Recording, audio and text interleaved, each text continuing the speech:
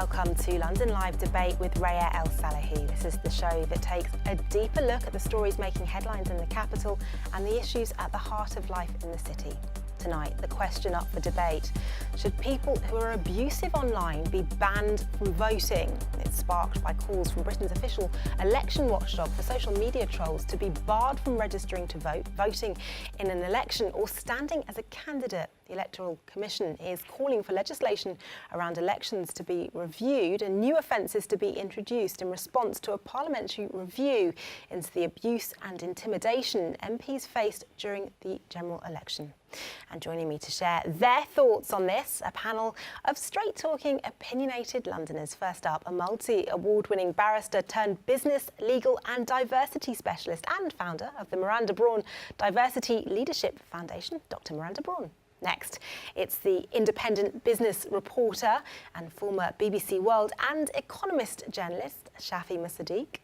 And rounding up the trio, the activist, writer and filmmaker, Becka Hudson.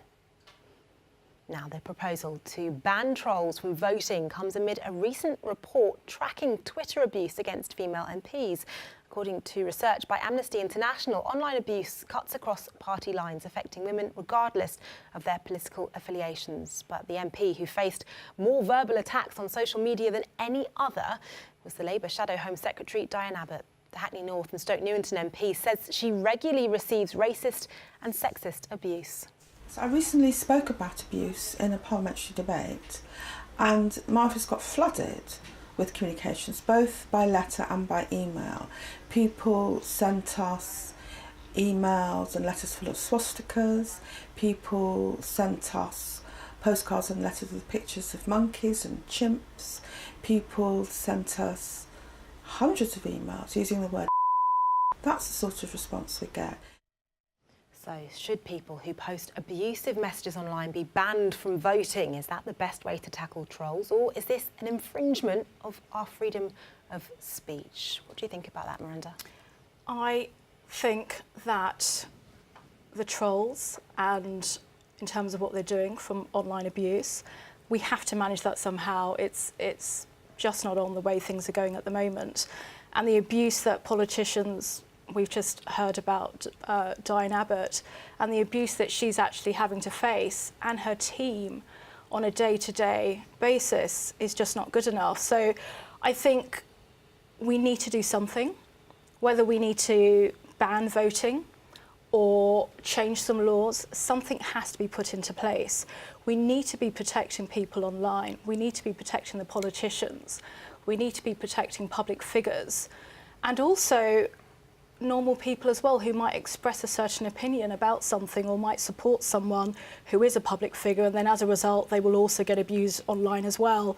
So I'm all for what the Commission has proposed. I actually think it's a good idea.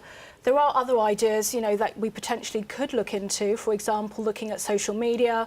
The main platforms seem to be Twitter and also Facebook. So I think they also need to take a responsibility to see what they can do to actually manage this as well. Because if you look in the everyday workplace or in our everyday communities, things that are said online would not be acceptable in a day-to-day fashion. So something needs to be done. I think this is potentially the right way to go about things, but what's happening to politicians like Diane Abbott, this has to stop. Some of the language we just heard there was horrific, to say the least. Yes. But Shafi, is banning trolls from voting the right response?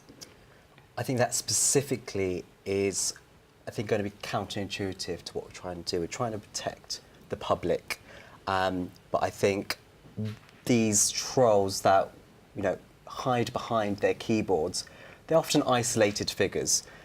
So I think to ban them from voting would further isolate already isolated individuals. I think the comments that were given to Diane Abbott is extremely vile.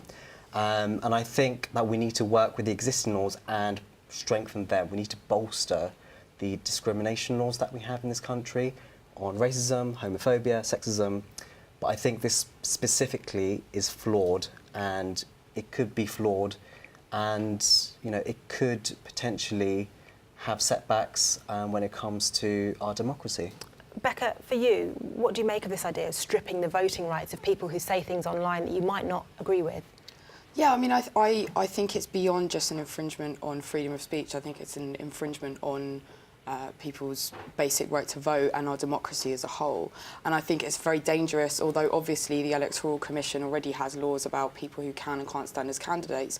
A lot of those are kind of logistical issues. Once you take it into the realm of the content of what people are saying, it seems to me an extremely dangerous proposal, because you're essentially opening the door to voter suppression based on people's political views. I don't think that the kind of racist and sexist abuse that was levelled at Diane Abbott, far more so than any other candidate, is okay. I also don't think that they are political views. I think they're just, you know, kind of like vicious personal abuse. But I also think that it's not fair to say that this only happens online. I mean, even MPs themselves, we've had just a few weeks ago Anne-Marie Morris using a very offensive racial slur in her job at Parliament on a discussion on Brexit, and she was suspended. We've had people like Boris Johnson, our Foreign Secretary, using racial slurs whilst at work.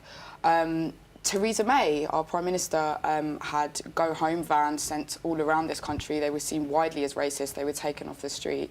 That was a kind of aggressive, sort of racist intimidation, which was seen by hundreds of thousands of people on the streets of the UK.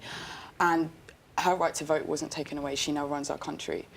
So I think we also have to look systemically at racism and sexism and how they're kind of legitimised in everyday life in lots of other ways, not just online. Does it bother you that we're talking specifically about MPs here, that almost that MPs should be treated differently to the general public?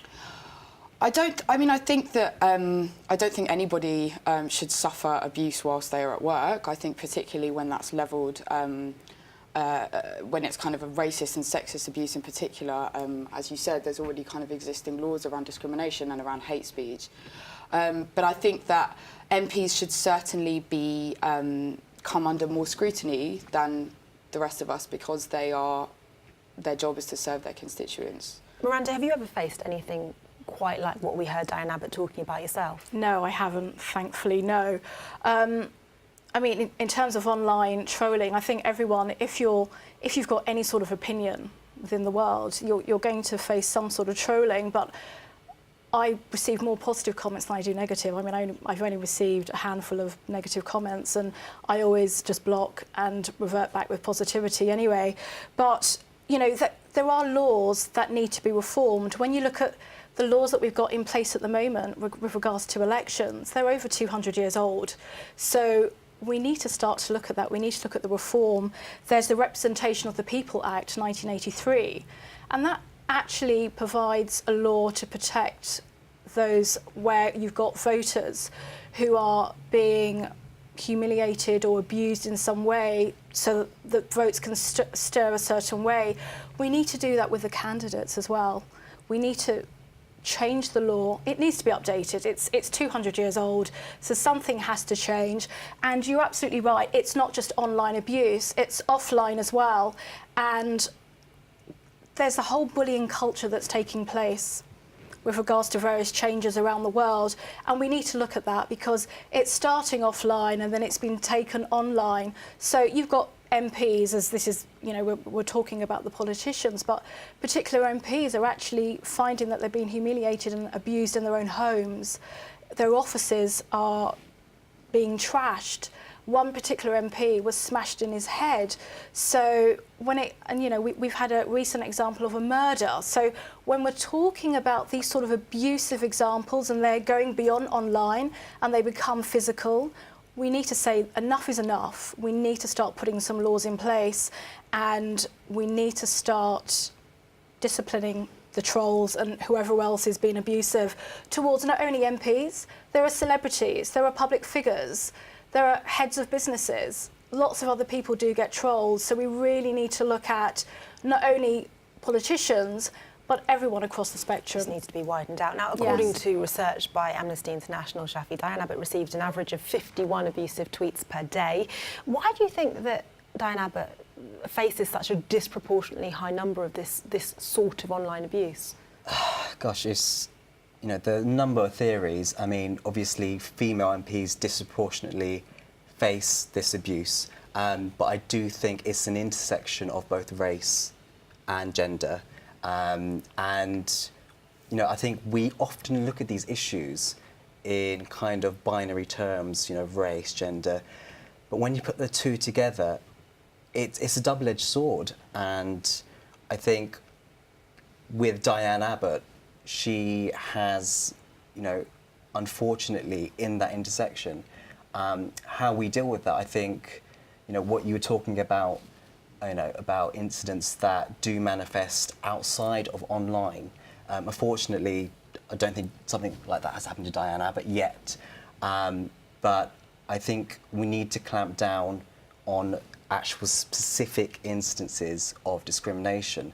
For Diane Abbott, that's what's happened to her, but I think often it's quite a grey area, and we need to kind of define whether something is abusive, if something is a critique, or if something is racist and sexist. Interesting you say that. You are watching London Live Debate, and we are heading for a short break now. But throughout the show, don't forget you can get involved with your thoughts on discussion on social media. I know they've already been coming in. Just use the hashtag London Live Debate, and do stay with us as tonight's panel take on your comments amid calls for people who post abusive comments online to be banned from voting. More on that after the ads.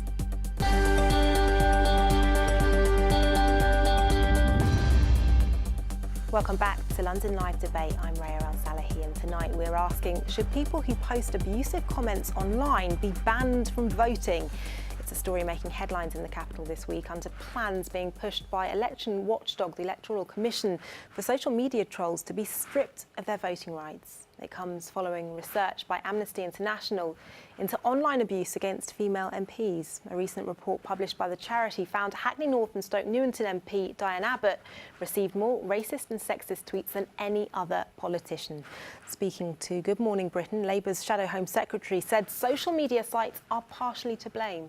When I was a new MP 30 years ago, if you wanted to abuse an MP, you had to literally write a letter, put it in a post box. Now you just press a button, and that's why you're getting thousands of this abuse. I think the real problem is anonymity, and the real problem is that Twitter isn't doing enough. I believe that you should be allowed to be anonymous, you know, literally online, but the Twitter or Facebook, whatever, should have your actual name and address. And it's the anonymity. Much of this abuse, people wouldn't say it in public. No. Now, we've reached out to Twitter for their response, but at this time haven't heard back. The platform has, however, spoken out extensively about taking this issue seriously. So could stripping the anonymity of social media users on sites like Twitter stop the trolls? Well, throughout the show, you can get involved with your thoughts using the hashtag London Live Debate on the question of whether trolls should be banned from voting. Matt on Facebook has been in touch to say... he's been in touch to say something which is not on my screen, so I can't read it to you, but we'll bring that to you a little later in the programme. There we go. I think we're bringing that to you now. No, we're not. Let's move on. So, should the anonymity of people using social media be put out there? Should people lose their anonymity? Would that make a difference? I think it would, because you do get a lot of people hiding behind random Twitter names. There were no pictures, and things that they tweet are just full of hatred and negativity. So that might actually be a way to prevent things from occurring.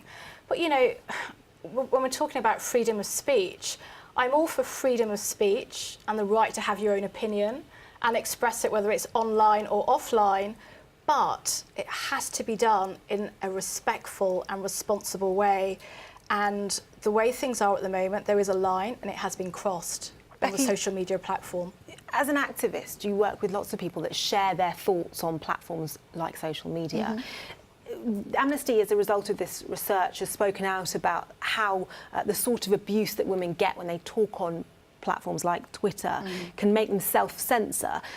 If for you, is that the case? Do you feel like there are times when you don't say what perhaps you think because you know the sort of abuse you might get back on Twitter? Oh, absolutely. And I think, like, if you are a woman or a person of colour or a woman of colour, like, participating in public life, you know that there is a constant threat that you will be in some way kind of abused or intimidated as a means of shutting you up, basically. But again, I think that issue is kind of systemic. I also, when I walk down the street, sometimes I'm like harassed or abused by people, even if it's not online. I definitely think that, as Diane Abbott said, you know, the ability to press a button and the ability to be anonymous is can encourage people to feel like they have no consequences for saying that kind of stuff. But I think that we have to think, when we change things supposedly for the good in one area, actually the impact that that might have for example, a woman who wanted to have an anonymous Twitter account to be able to speak her mind without that fear of backlash or whistleblowers, or, you know, like, it has impacts across the board when we kind of slap down one rule for everyone. Absolutely, it's a really interesting point, and actually I think we can now just bring you some of the comments that have been coming in on social media. Matt on Facebook, in response to the question of whether we should make trolls banned from voting, says no. If you start doing that because someone doesn't like another's opinion, where does the line end? However, if it's abusive and they're criminally charged for it, like all people in prison, they lose their voting rights. Shafi, that line of freedom of speech is one that I think you were touching on earlier. Is that a concern, a sentiment that you share? Absolutely, and just thinking about the anonymity issue, a lot of publications use anonymity for their journalism. You know, if you think about, you know, the Economist, for example, doesn't have any bylines. Obviously, their anonymity is surrounded by respect for freedom of speech.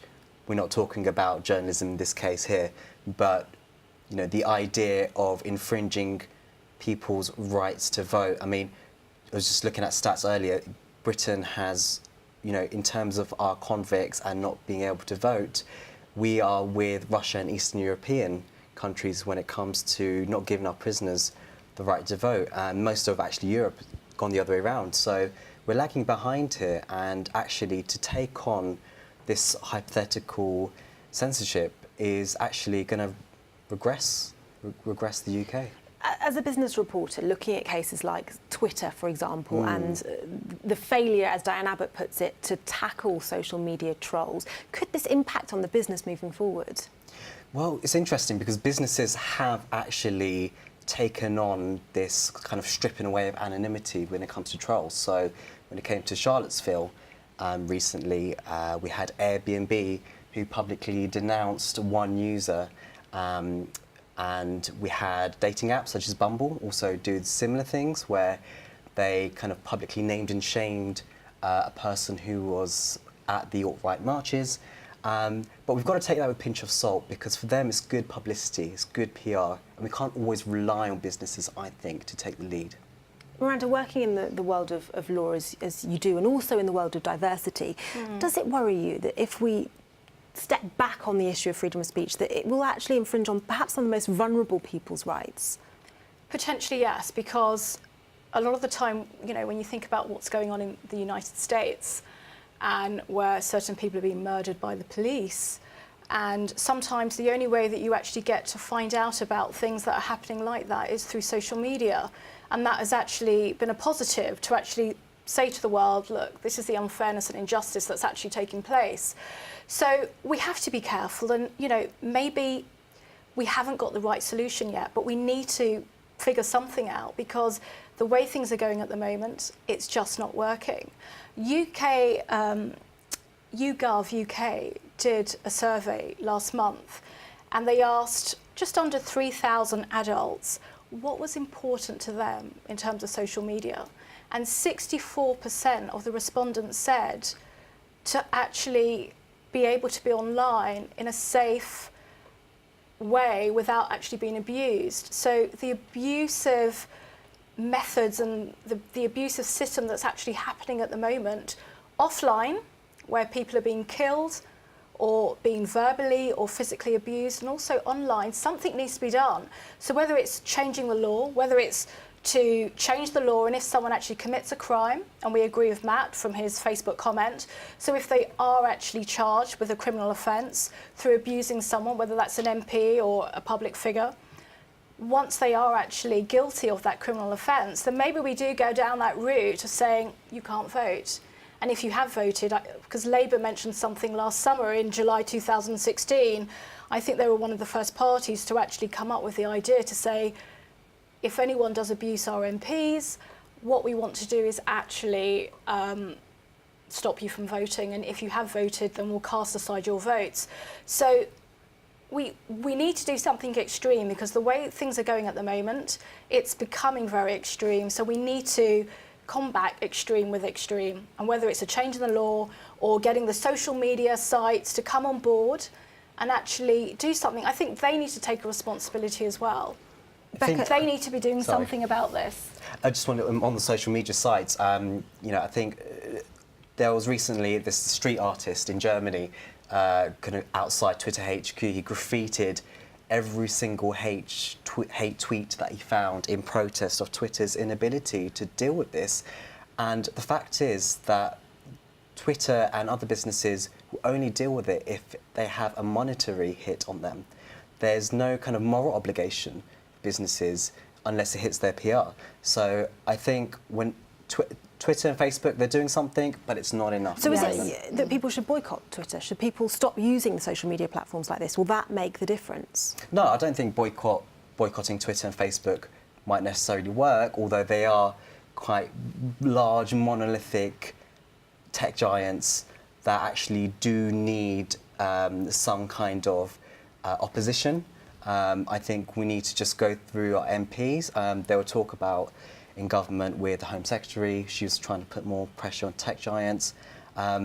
But I'm not sure boycotting is the way. OK, I'm afraid to say we are almost out of time, but thank you very much indeed to you all for joining us, and of course to you at home for watching. London Live Debate returns in a fortnight at the new time of 5 o'clock on Sunday the 8th of October.